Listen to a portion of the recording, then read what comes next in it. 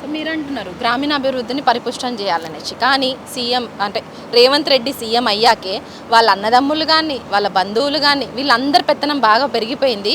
So వీళ్ళకి సంబంధించి కంపెనీలు కావచ్చు, లేదంటే బోగస్ కంపెనీలు కావచ్చు, వీళ్ళ కంపెనీలు కావచ్చు, లేదంటే బినామీ పేర్లతోటి కంపెనీలు కావచ్చు, చాలా వరకు పుట్టుకొచ్చాయి. ఈ ఈ కంపెనీలకు సంబంధించి ప్రభుత్వంలో కీలక కాంట్రాక్టులు అన్నీ కూడా దక్కించేందుకే ఇవన్నీ కూడా బోగస్ కంపెనీలు వచ్చాయి అంటున్నారు. మరి అటేమో వ్యవసాయం నాశనం అయిపోతుంది అంటారు, గ్రామీణాభివృద్ధి అసలు లేకుండా పోతుంది. వీటి మీద ఫోకస్ చేయాల్సిన వాళ్ళు ఇప్పుడు సీఎం రేవంత్ రెడ్డి అమెరికాకి వెళ్ళి ఈ కంపెనీలు ఎంఓయూలు చేసుకోవడానికి అక్కడికి వెళ్ళారన్న సమాచారం వినబడుతుంది.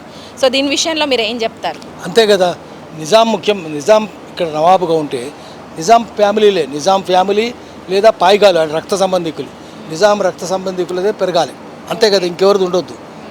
లేదా వాళ్ళకి చెంచాలుగా ఉండేవాళ్ళు విష్ణు రామచంద్రారెడ్డి లాంటి వాళ్ళు, జన్నారెడ్డి ప్రతాప్ రెడ్డి లాంటి వాళ్ళు, వాళ్ళ సామ్రాజ్యమే ఉండాలి. వాళ్ళు చెంచాలు కదా, చెంచాలు తెడ్డులదే రాజ్యం ఉండాలి, ఇంకొకరిది ఉండొద్దు.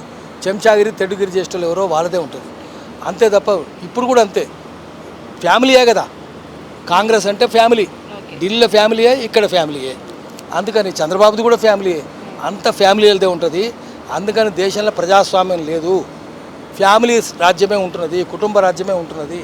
కుటుంబ రాజ్యం పోవాలంటే అన్ని పొలిటికల్ పార్టీల్లో ఆంతరంగ ప్రజాస్వామ్యం ఉండాలి, ఇంటర్నల్ డెమోక్రసీ ఉండాలి. ఎలక్షన్ కమిషను కొరడా జలిపించి అడగాలి, నీ పార్టీలో ఇంటర్నల్ డెమోక్రసీ ఉందా? ఇంటర్నల్ డెమోక్రసీ లేకపోతే ఆ పార్టీని రద్దు చేయాలి. ఎలక్షన్ కమిషన్ ఏం చేస్తున్నది? ఎలక్షన్ కమిషన్ కూరలు లేవు, పండ్లు లేవు, కండ్లు లేవు, ఏమి లేవు. వాళ్ళు కత్తి కొరడా జలిపించి ఈపు విమానమూత భోగించాలి.